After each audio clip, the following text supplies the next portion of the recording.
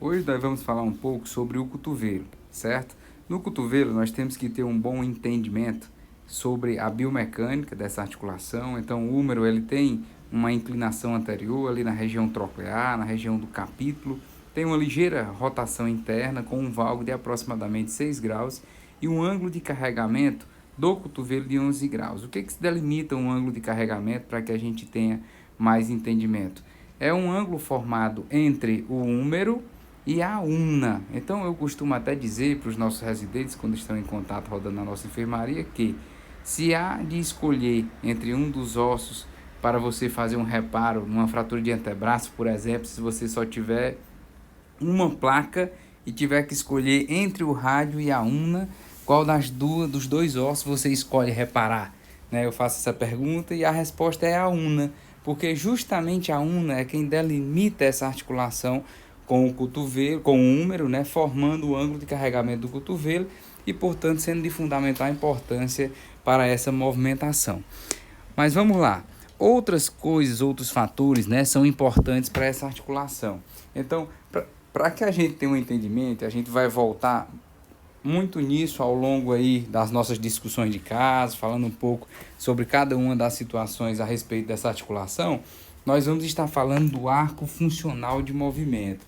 Então, vou sempre dizer que o arco funcional de movimento é 100 graus na flexo-extensão. A gente coloca sempre como exemplo aí de um arco que a gente considera funcional, é aquele arco que não traz prejuízo para o paciente caso exista, após alguma condição do cotovelo, uma perca de flexão ou de extensão que deixe 100 graus residual de movimento. Ou seja, vamos supor que o paciente tenha 130 graus de flexão e limite em 30 graus a sua extensão, né? Então ele fica com um arco de 100 graus. Esse arco de 100 graus é funcional, assim como na prontospinação também. Vamos supor que o paciente tenha 50-50 de movimento, a gente considera isso um arco funcional. De carga, né? Na transmissão de carga, você tem uma passagem significativa na articulação radicapitelar de carga axial.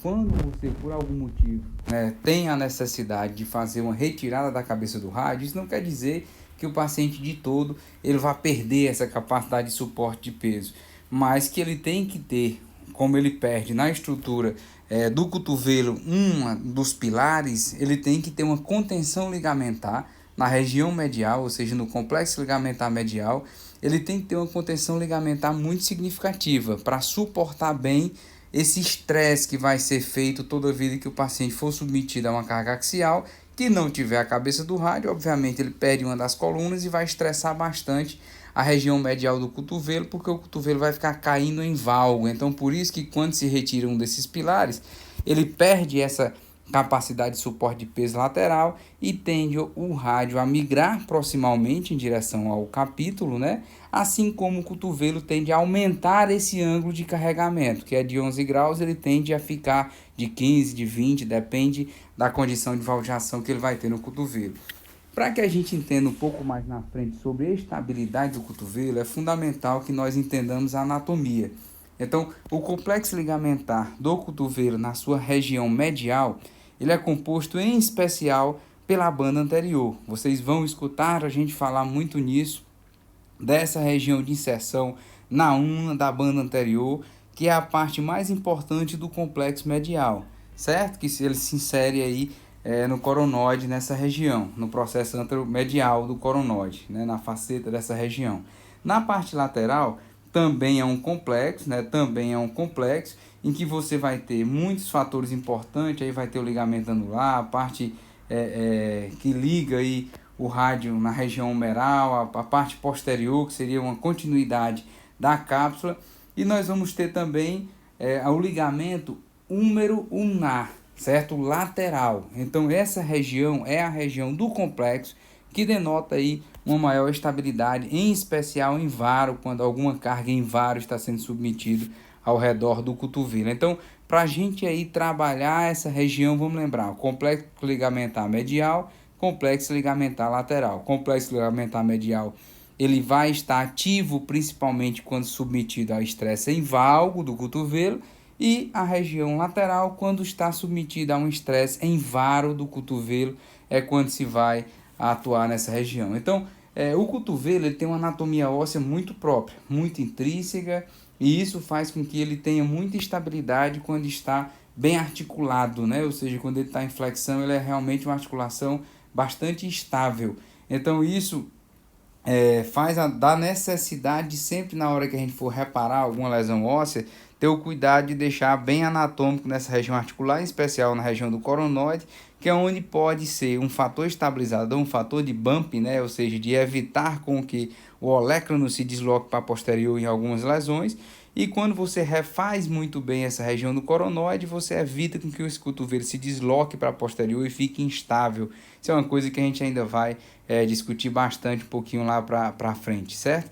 Do ponto de vista de estabilidade, é só um exemplozinho que a gente gosta de usar. Claro que tem a parte óssea, a parte articular, que seria o pilar fundamental. Na região medial, eu falei para vocês da banda anterior do complexo medial, tem todo o complexo lateral, com os ligamentos húmero ulnar, sendo em especial os ligamentos de maior contenção, a parte articular central e na cápsula anterior, que tem um papel fundamental, porque a cápsula anterior ela se insere no topo do coronoide, então quando ela é perdida por uma luxação, por exemplo. Na luxação a gente rompe praticamente esses ligamentos todos, podendo ficar aí a banda anterior íntegra em algumas situações, mas o comum, o esperado é que ele rompa em 100%.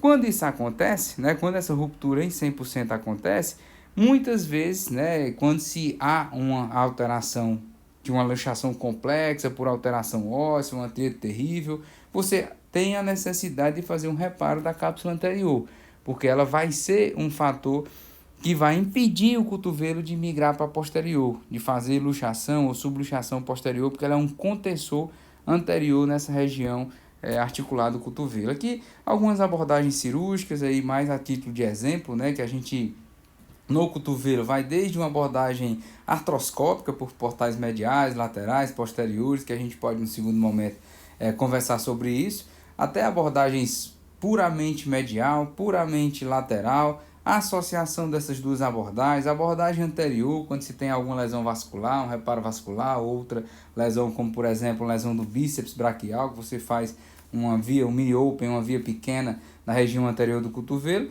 e a via posterior, que é a via universal, né, a via mais importante do cotovelo, em que você praticamente a chama de universal por ela dar suporte e conseguir acessar todo o cotovelo na parte medial, na parte lateral, sem gerar nenhuma dificuldade, tá certo? Então, no cotovelo, pessoal, nós temos algumas lesões de importância, certo? Nós vamos aí falar um pouco sobre a fratura supra-intracondiliana, as fraturas que envolvem as regiões condilares, a fratura do capítulo, que é um ente à parte com relação a essas fraturas condilares, fratura da cabeça do rádio, que nós vamos aí discorrer um pouco mais na parte de tríade terrível, fratura do olecno, coronoide, que a gente também vai falar um pouco mais na tríade terrível, fratura luxação, em especial a flepa, que seria uma fratura luxação da extremidade proximal dos ossos antebraços, que é uma entidade que nem é uma instabilidade complexa do cotovelo, nem entra na classificação de estabilidade complexa do cotovelo e nem entra na classificação de tríade terrível. Então é uma entidade aí que está, vamos dizer assim, no meio do caminho. Por quê? Porque tem um prognóstico muito pior do que uma luxação complexa do cotovelo e também pior do que uma tríade terrível do cotovelo. E a gente vai ver bem por que isso. Então, quando a gente vai raciocinar sobre fratura supra-intracondiliana, a gente vai ter o entendimento das colunas, né? Então, a gente vai ter uma coluna medial, uma coluna lateral, e que vai ter que ser refeita, né? Além da região troclear, porque é a região articular.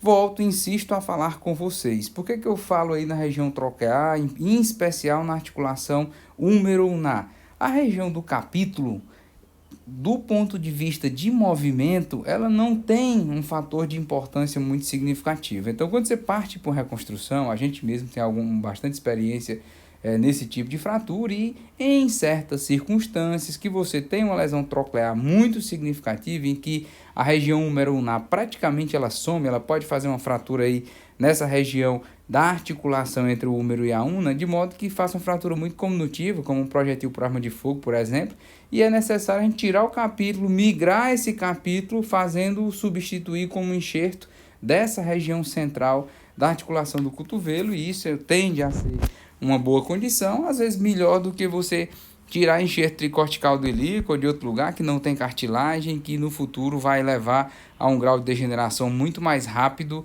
do que quando se faz aí essa colocação de um capítulo aí que já tem cartilagem, né? Então o capítulo ele pode ser sacrificado sim se tiver uma lesão da trocla, mas nunca você pode deixar uma articulação com uma perca central significativa, deixando ali o capítulo bonitinho, a extremidade medial, a extremidade central sem osso e a extremidade medial com osso, porque esse cotovelo ele não vai funcionar com essa falha central grosseira da húmero ulnar, certo? Então, para entendimento, é como se você estivesse aí segurando um cubo, como foi demonstrado no exemplo acima, né, nessa imagem, fazendo com que isso quer dizer o quê? Quer expressar o quê? Que há necessidade da reconstrução das colunas para que a tróclea fique bem sustentada.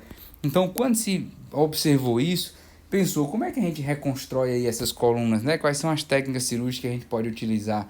Então, quando você pega uma fratura articular, eu acho que depois a gente pode falar com mais calma, que a gente vai fazer uma explanação mais generalista, então acaba que a gente não tem muito tempo para discorrer sobre, por exemplo, classificação dessas fraturas supraintracondilianas, que você vai fazer classificação AO, né? Então, todo mundo sabe aqui o que seria classificação AO, e que na interpretação da gente, essas fraturas, quando tem esse traço articular, é o que vai nos guiar, em especial o traço articular. Onde ele está localizado, se é na tróclea, se é no intervalo entre a tróclea e o capítulo, se é mais no capítulo, onde é que está o traço articular, para a gente balizar o nosso tratamento.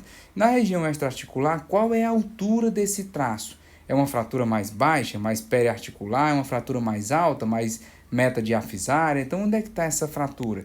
Claro que quanto maior os fragmentos metafisários, mais fácil a reconstrução, porque você vai ter mais osso para conseguir obter uma boa redução e estabilização. Quanto mais próximo da articulação, se torna mais difícil.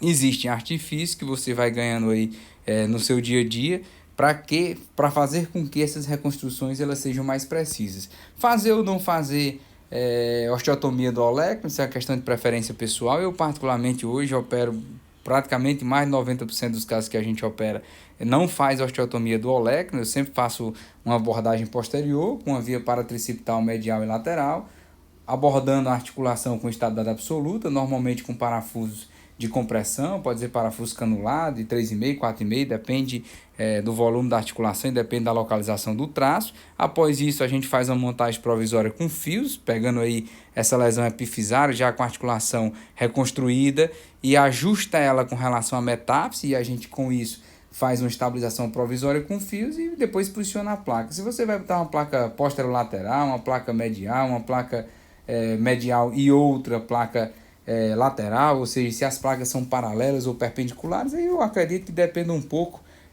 do padrão de fratura. Quando se trata de uma fratura muito baixa, muito periarticular, lá perto da epífise, eu gosto de fazer placas paralelas, porque os parafusos eles se cruzam no meio da articulação e obedece àquela imagem anterior que a gente fez com o princípio das colunas gregas, né, em que você faz uma sustentação ali e vai ter a região central suportada por duas placas que vão ajudar, né, na sustentação dessa região troclear. Por a fratura ser muito baixa, quando você vai botar a placa posterior, você tem bastante dificuldade em acessar o parafuso para os capítulos, dá pouca estabilidade. Então, nas fraturas mais baixas, eu costumo botar placas paralelas, nas fraturas um pouco mais altas, se der para colocar placas perpendiculares, eu coloco para placas perpendiculares.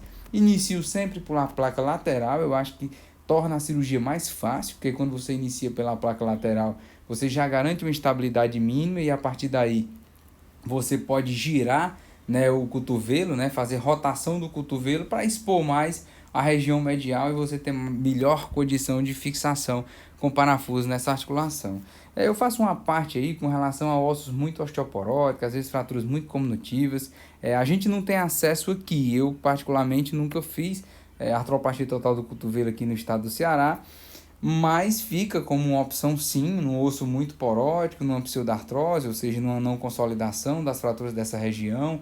Eu faço uma parte aí que existe alguma coisa na literatura falando sobre tratamento não operatório dessas fraturas, né? Então, quando é uma fratura muito cominutiva, você pode tratar com mobilidade precoce, objetivando uma pseudartrose funcional. Outros podem alinhar com o fixador externo, depois você retira após algumas semanas. A gente tem feito alguns casos no IJF, pacientes que não têm condição de reconstrução, às vezes por uma lesão ligamentar muito severa, né? Uma lesão muito grosseira de partes moles que tem ao redor do cotovelo. A gente trata muito ferimento por arma de fogo, a gente trata bastante acidente motociclístico, e isso provoca uma lesão muito significativa em que a gente opta por botar um fixador externo, alinhar o cotovelo, após algumas semanas a gente retira, vê a funcionalidade, às vezes fica degrau articular sim, mas o paciente responde bem, tem uma funcionalidade aí próximo, né? Não vou dizer, a gente não tem nenhum trabalho desses casos mostrando o exato resultado de uma casuística, é muito caso isolado, mas tem literatura mostrando também, não com muitos casos, esse tratamento conservador, que mesmo que fique com degrau articular, a depender do grau de inclinação que o cotovelo fique, ele fica um cotovelo próximo do arco funcional, né? Não tem um trabalho aí de 2016, por aí, em que ele mostra que são 12 casos somente, em que denota aí um resultado algo em torno de 80 graus de flexo-extensão, ou seja, relativamente próximo aí do arco funcional de movimento, com pronto-supinação sem limitação, porque essas fraturas não envolvem a região articular. Eu faço essa parte só para dizer que tem espaço para tratamento não operatório dessa lesão de cotovelo, são as exceções, mas que elas existem, assim como também a artroplastia total do cotovelo, que por a gente não fazer de rotina, você acaba, vamos dizer assim, tendo uma maior dificuldade em enxergar quais são os melhores casos, até porque a prótese de cotovelo, ela não é uma prótese que tem a mesma durabilidade de uma artroplastia reversa do ombro, por exemplo, de uma artroplastia do joelho, do quadril, então ela tem aí uma durabilidade um pouco menor e que faz com que a gente fique mais receoso em colocá-la. Outras fraturas que a gente precisa ter entendimento, como a fratura do capítulo, em que você vai julgar numa fratura de capítulo qual é o grau de osso subcondral que essa fratura vai ter. É uma fratura que tem mais osso, ou seja, é uma fratura tipo 1, que tem um volume de osso subcondral significativo, então ela permite fixação. Então você pode fixar com parafuso, né? Você pode fixar, existe quem gosta de fixar com fio e por aí vai. Existem vários métodos de fixação. Eu particularmente gosto de fazer uma abordagem posterior sempre. Eu faço abordagem posterior, tento fazer uma redução indireta do capítulo e faço uma fixação de trás para frente, vamos dizer assim, de posterior para anterior nesses casos. Mas se for uma fratura de muito pouca osso, pouca superfície, né? Somente a cartilagem, é muito difícil de pegar a fixação. Então, nesses casos, a gente opta por fazer uma ressecção, deixa sem cartilagem, mas como eu falei, essa articulação ela não é muito essencial para o movimento, é mais uma articulação para suporte de carga axial e tende a evoluir com degeneração? Sim. Pode causar dor? Sim. Se isso acontecer, você pode optar por fazer uma ressecção na cabeça do rádio, ampliar aí essa zona para limitar contato entre a cabeça do rádio e o capítulo, ou você pode optar por fazer alguns tipos de artroplastia seletiva dessa região, que são pouco comum, mas que existe. Aqui no nosso meio a gente não tem esse tipo de artroplastia. Aqui um exemplo de um volume de osso maior, uma fratura tipo 1, em que a gente optou por fazer uma fixação de posterior para anterior. Vejam que são parafusos tipo Herbert, né? Parafuso de dupla cabeça, em que busca fazer uma compressão com a mobilidade precoce dessa articulação. Lembro a vocês que não adianta você fazer uma fixação aí que não seja estável, que não permita movimento precoce, pois se o cotovelo, ele, por ter muita memória, ficar parado por muito tempo, ele vai gerar algum grau de rigidez, e isso pode ser rigidez mais ou menos intensa, a depender de como vai ser a reabilitação do paciente. Então, às vezes, você olha para um raio-x, vê lindo e maravilhoso, quando vai examinar o paciente sem movimento. Isso não quer dizer muita coisa. Olhar para o raio-x bonito e cotovelo duro não ajuda. Talvez seja melhor fazer o contrário, né? Olhar para um cotovelo que não esteja com raio-x tão bonito, mas que seja um cotovelo de boa mobilidade. Nas fraturas condilares, assim, para passar um conceito mais geral, independente dela ser medial, dela ser lateral, o que é fator de importância? Grau de estabilidade, ou melhor, o que ela provoca de instabilidade. Então, o que nos chama a atenção se ela for com o traço saindo para o côndilo lateral, o que faz importância é se o traço entra por dentro da tróclea e provoca uma ruptura do complexo ligamentar medial, é uma fratura que necessita obrigatoriamente ser estabilizada, porque esse cotovelo ele vai ficar um cotovelo instável, então tem que fixar essa coluna. Se for o contrário, a fratura medial, né, que saia em direção à coluna medial, que leve a uma ruptura do complexo ligamentar lateral, vai ficar instável em varo e há necessidade de estabilizar essa fratura. Então, quando você olhar para uma fratura condilar, que não é tão comum, mas quando você olhar, olha onde o traço sai, se é medial, se é lateral, e veja se existe instabilidade desse cotovelo. Ou seja, dá para eu enxergar, eu preciso fazer uma ressonância para eu ver se o complexo está lesionado. Não. Você vai fazer uma radiografia em AP e você já vai ter ali uma observação se existe uma abertura medial, se existe uma abertura lateral, se migrou o antebraço em conjunto com o fragmento. Isso é um fator importante, porque se tiver migrado em conjunto com o fragmento fraturado é porque rompeu ali a parte ligamentar e há necessidade de estabilização óssea, não obrigatoriamente de estabilização ligamentar. Se você conseguir uma redução anatômica e uma boa fixação com boa estabilidade, não é necessário reconstruir a parte ligamentar. Mas se mesmo após uma reconstrução óssea o cotovelo continuar muito instável, você há necessidade de fazer um reparo. Como é que eu sei disso? Você faz no intraoperatório uma flex extensão, não precisa fazer estresse no intraoperatório, ficar fazendo estresse, mas faz uma flex extensão e vai observando se o cotovelo está migrando, está luxando, não está. Então a gente tem auxílio de aparelhos de imagem dinâmico justamente para que tenha um entendimento desse tipo de anormalidade quando a mesma acontece no cotovelo. Então aqui só um exemplo, né, uma fratura condilar que migrou o cotovelo aí em valgo, em que a gente necessitou fazer uma abordagem, nesse caso por parafuso e uma placa posterior convencional, certo? Fratura da cabeça do rádio a gente vai passar um pouquinho mais rápido, depois a gente vai conversar no segundo tempo na tríade terrível e eu vou parar um pouco mais para falar sobre fratura da cabeça do rádio. Mas ela se divide em 4 tipos principais e a gente tem que levar em conta na cabeça do rádio a fratura ela é reconstruível, não é? A fratura tem a necessidade de ser reparada ou não? A gente se depara com muita fratura da cabeça do rádio que não precisa operar. Às vezes o fragmento é pequeno, um fragmento que não impede ou não bloqueia o movimento de pronto-supinação, é um fragmento que não gera instabilidade dessa região, uma fratura que está minimamente desviada. Mas o que é fundamental no cotovelo? Mobilidade precoce.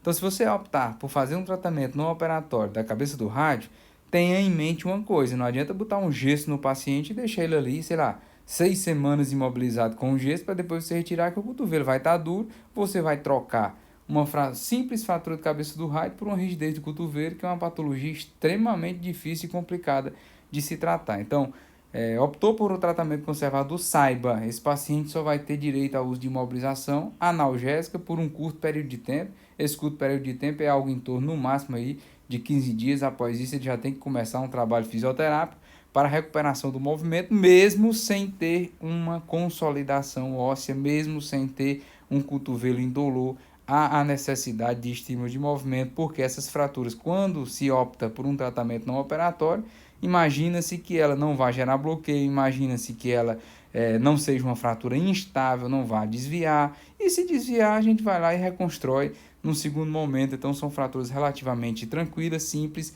Outro fator de importância nesse método de causa, nessa discussão, é a complexidade da lesão. Quando você tem fraturas mais complexas, com grande desvio, e fraturas 3 ou 4 partes dessa região articular, há necessidade de você fazer reconstrução. Se for mais do que isso, mais de 3 fragmentos, aí há a necessidade de você fazer artroplastia.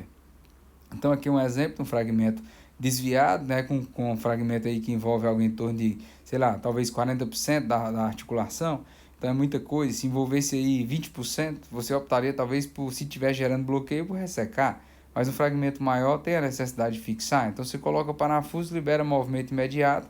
Isso não vai gerar transtorno. Aqui uma lesão mais complexa, chama tríade terrível. Você vê uma fratura do coronóide associada à cabeça do rádio extremamente comunitiva, em que foi optado, nesse caso, por reconstrução com parafuso do coronóide, associada à artroplastia da cabeça do rádio. As fraturas do coronóide, elas se dividem aí em 3 regiões anatômicas principais, né? Seria a região do topo, onde está inserido a cápsula articular, a faceta anteromedial. Lembre-se que eu falei para vocês que a gente ia lembrar dela. Então ali onde vai estar inserido a banda anterior do complexo ligamentar medial, e a região da base é o volume, né? Ou seja, onde está inserido tudo. Se você tem uma ruptura da base do coronoide, então você vai ter aí uma grande dificuldade, porque vai ter uma instabilidade óssea muito grande. Então o coronoide ele serve como um bump anterior, ele é um quebra-mola, vamos dizer assim, anterior, e que impede com que o antebraço fique migrando para trás, ou no raciocínio invertido, que a troca migre para frente, por aí vai.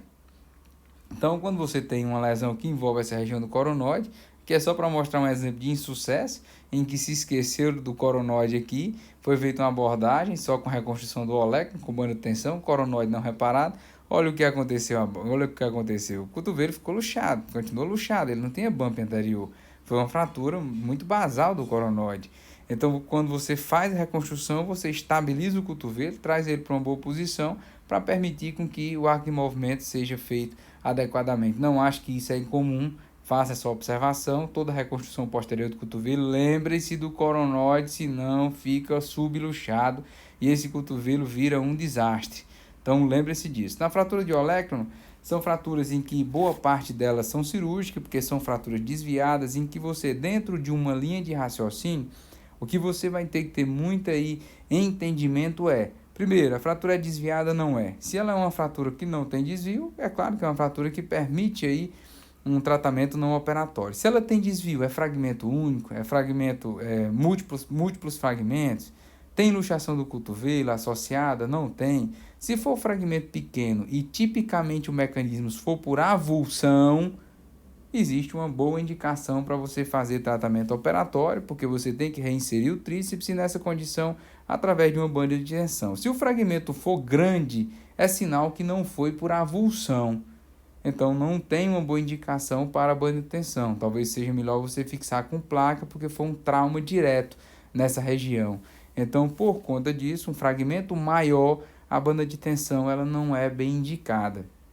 Principalmente se o fragmento for até o coronoide. Aí é que não tem indicação de fazer banda de tensão mesmo. Lembrem-se do exemplo anterior que a gente citou. Esse cotovelo ele tende a sanfonar, ou seja, o olecranon ele vai encurtar. Se for uma lesão cominutiva do olecranon, por exemplo, ele tende a encurtar, vai sanfonar e vai fazer com que o cotovelo luxe. Então tem que tomar muito cuidado na interpretação. Nem sempre toda fratura de olecranon é tratada com banda de tensão e nem sempre toda fratura de olecranon é simples. E depende muito da interpretação. Aqui a gente colocou dois exemplos, um mais simples por avulsão, tipicamente fixada com banda de tensão, outro um pouco mais complexo, com a zona central de cominuição, fixada com placa, certo?